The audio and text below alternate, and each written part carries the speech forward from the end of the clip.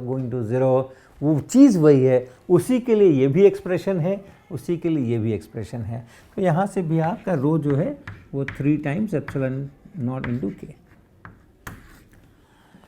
अब ये कब आया था आपके स्टडीज़ में इस प्रकार का डिस्ट्रीब्यूशन?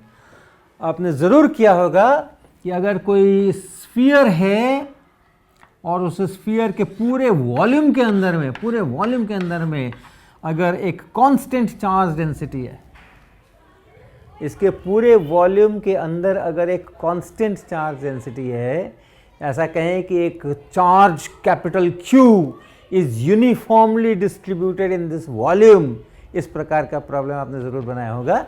और उसका आपने ज़रूर किया होगा कि जो इलेक्ट्रिक फील्ड होता है ओरिजिन पे ज़ीरो होता है, और जैसे जैसे आप आगे बढ़ते हैं, R अगर आपने इधर प्लॉट किया, E अगर इधर प्लॉट किया, तो वो बढ़ता ही चला जाता है, R के प्रोपोर्शनल बढ़ता चला जाता है और सरफेस पे आके मैक्सिमम हो जाता है। और इसके आगे अगर आप बढ़ें तो फिर वो 1/r² के अनुसार ऐसा, ये ग्राफ आपको शायद याद हो कि जब आपने यूनिफॉर्मली चार्ज्ड स्फीयर के लिए कभी अगर इलेक्ट्रिक फील्ड निकाला हो तो वो इस प्रकार का निकल करके आता है। तो ऐसा हम लोगों का ये डाइवर्जेंस ऑफ इलेक्ट्रिक फील्ड अगर हम कैलकुलेट करें तो चार्ज डिस्ट्रीब्यूशन मिलता है। इलेक्ट्रिक फील्ड से चार्ज डिस्ट्रीब्यूशन निकालना ये मुख्य रूप से गॉसेस लॉ का सिद्धांत है। तो अब अगले क्लास में हम एक और प्रॉब्लम लेंगे इसी के ऊपर, और वो भी आपका जाना पहचाना, बहुत ही जाना पहचाना प्रॉब्लम होगा। हम आपको बल्कि बता भी दें, हम जो इलेक्ट्रिक फील्ड लेने वाले हैं अब,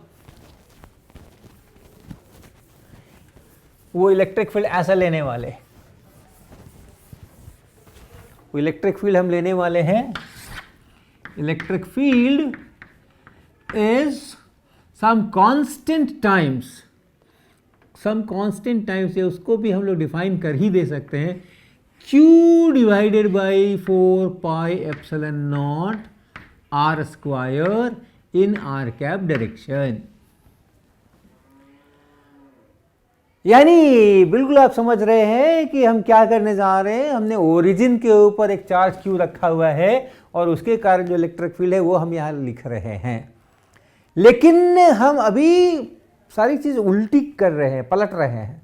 हमें पता नहीं है कि चार्ज कहाँ है, चार्ज डिस्ट्रीब्यूशन कहाँ है, हमें इलेक्ट्रिक फील्ड पता है, और इलेक्ट्रिक फील्ड से हम निकालेंगे कि वो चार्ज कहाँ हैं, कौन से चार्ज हैं, वो कैसे बटे हुए हैं, कहाँ पर हैं, जो इस तरह का फील्ड पैदा कर सकते हैं।